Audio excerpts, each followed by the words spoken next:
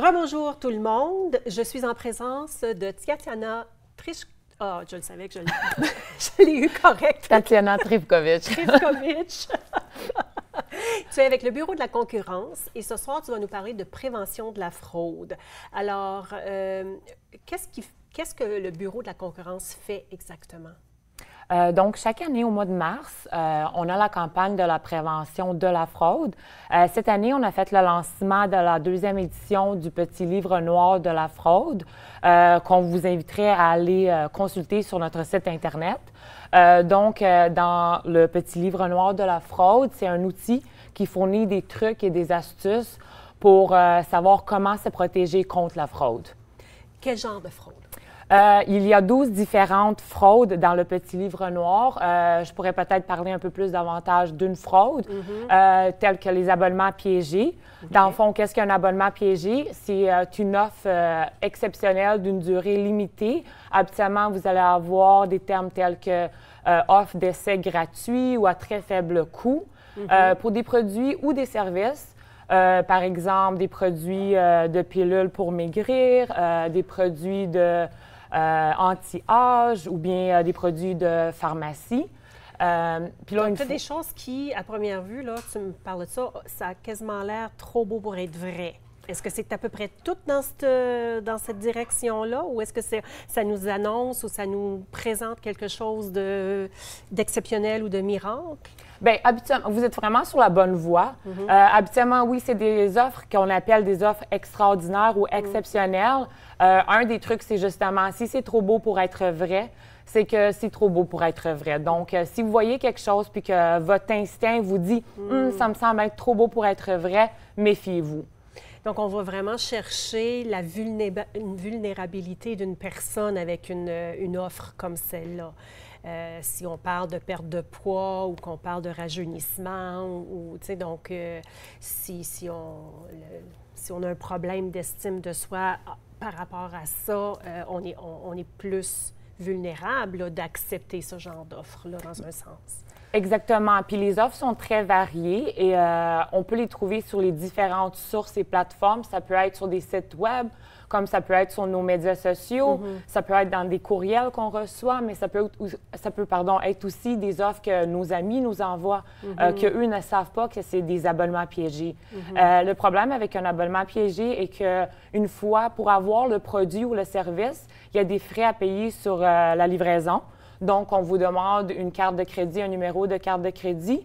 Une fois que vous avez fourni votre carte de crédit, votre numéro de carte de crédit, vous vous retrouvez sans vraiment le savoir dans un abonnement piégé. Donc, vous avez des frais récurrents qui reviennent mois après mois et c'est très compliqué de s'en tirer. Mais il y a des façons de se protéger, il y a des signaux d'alarme. Donc, les façons de se protéger, vous l'avez déjà mentionné, si c'est trop beau pour être vrai, il y a des bonnes chances que ça soit trop beau pour être vrai. Aussi, lisez les petits caractères, regardez les termes et conditions. Parfois, c'est des longs termes et conditions, mais c'est vraiment important de prendre le temps de regarder les clauses de retour. S'il y a des frais imprécis, qu'on n'est pas trop certain, regardez s'il y a des clauses qui sont précochées. Aussi, de regarder si on peut trouver ces termes et conditions. Également, renseignez-vous sur la compagnie, le produit ou le service. Donc, faites des recherches, faites vos propres petits enquêteurs à maison. Habituellement, vous allez retrouver des commentaires, que ce soit des commentaires positifs ou négatifs. Vous serez plus outillé de savoir si c'est un produit que vous voulez vous abonner. Si malgré tout, vous décidez de vous abonner, gardez les reçus, les factures, les courriels, les textos, les photos.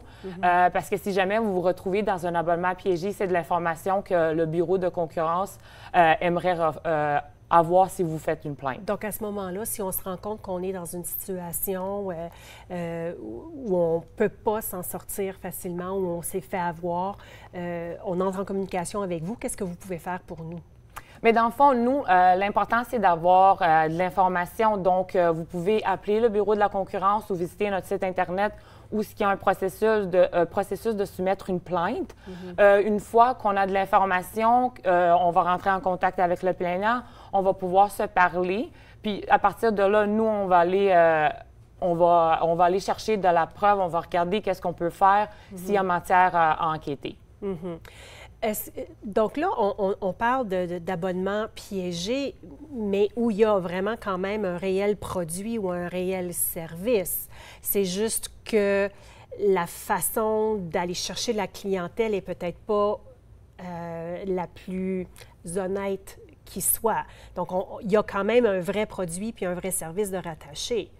C'est juste qu'habituellement, un abonnement piégé, les offres, c'est des essais gratuits. OK. Fait que dans le fond, c'est supposé être un essai, puis c'est supposé être gratuit. D'être gratuit. Et à la fin, vous vous retrouvez que, de un, ça peut être très difficile de vous en sortir. Vous allez continuer à recevoir le produit. Et de deux, techniquement, c'est pas gratuit. C'est à chaque mois, vous avez des frais pour le produit. Des frais pour le produit, puis qu'on ne reçoit pas de nouveaux produits. Donc, ça a été l'essai, puis...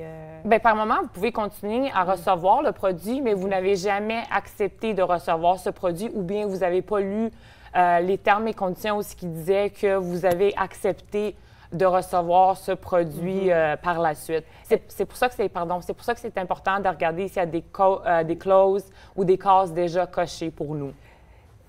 Dans les clauses qui sont inscrites, est-ce que c'est écrit assez clairement?